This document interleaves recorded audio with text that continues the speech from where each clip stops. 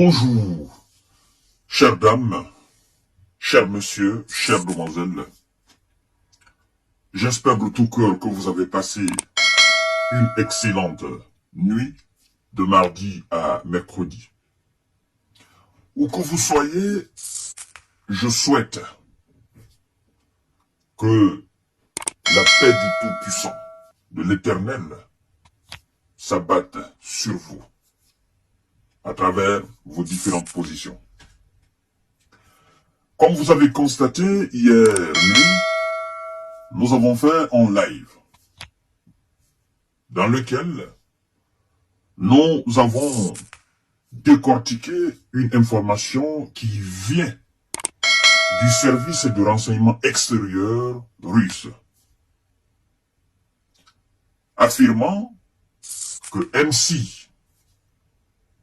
avait envie ou était en préparation d'envoyer 2000 hommes en Ukraine pour faire face aux hommes de M. Vladimir Poutine.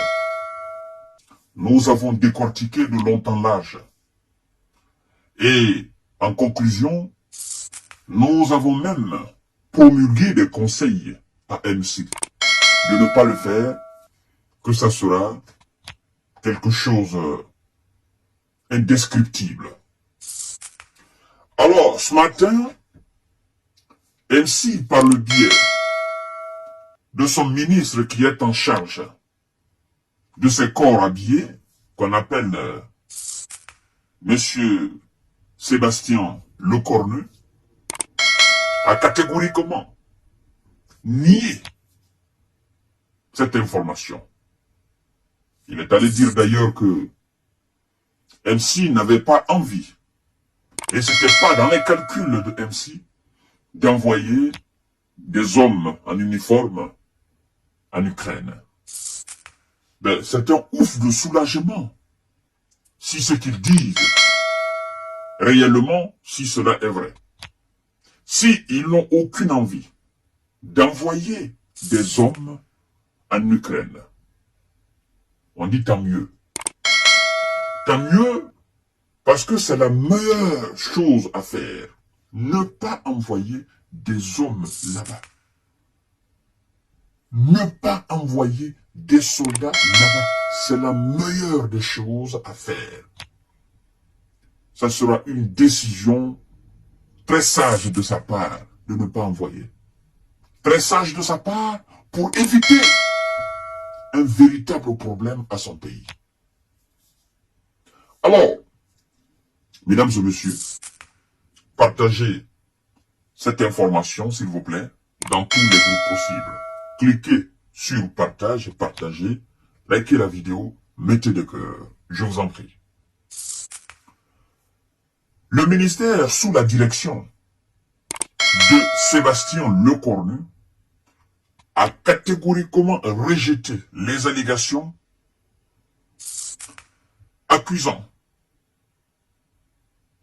n'est-ce pas, la Russie de recours, voilà, a catégoriquement rejeté ces allégations, accusant la Russie de recours répété à la désinformation. La manœuvre orchestrée par Sergueï Narishkin est un exemple frappant du recours systématique de la Russie à la désinformation. C'est pas ce qui nous intéresse. Ce qui nous intéresse, c'est le fait qu'ils disent, qu'ils rejettent catégoriquement l'envoi des hommes sur le terrain. On ne veut pas entendre parler de ça. Nous voulons entendre parler de paix et de négociation. A-t-il précisé, qualifiant ces provocations d'irresponsables? Ça, c'est entre eux et là-bas. S'ils veulent, ils n'ont qu'à s'insulter, c'est pas notre problème. Nous, ceux qui nous regardent, nous ne voulons pas d'escalade. Nous ne voulons pas de troupes venant d'un quelconque pays otanien, officiellement, pour aller faire face aux hommes, parce que ça sera le début du troisième événement. Et ça, nous voulons éviter à tout prix. Parce que Ce qui est responsable dans ce dossier, c'est qu'il n'y ait pas officiellement de déclaration de guerre entre la Russie et l'OTAN. Je dis bien officiellement. Même si officieusement, nous savons un certain nombre de choses, mais officiellement, nous ne souhaitons pas. Alors, dans un appel à la vigilance relayé sur les réseaux sociaux, le ministère a invité à une prise de conscience quant à la véracité des informations partagées.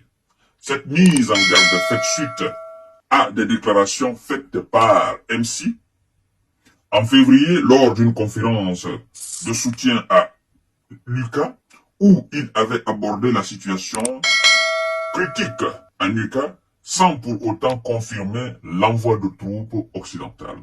Il avait dit tout simplement que rien n'est exclu à ce stade.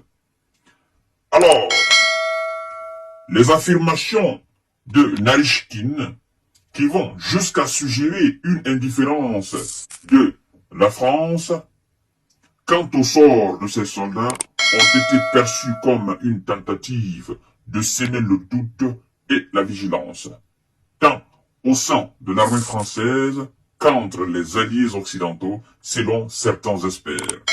Face à cette tension diplomatique, la France maintient sa position, rejetant toute accusation d'envoi de troupes à UQA. C'est ce qui nous intéresse. C'est ce qui nous intéresse. Qu'elle les rejette, qu'elle continue de rejeter. C'est ce qui nous intéresse.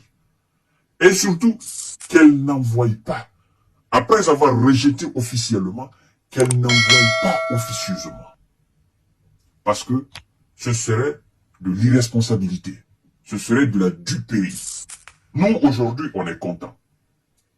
On est content parce que, surtout, on ne souhaite pas que ça soit un jeu de duperie, au fait.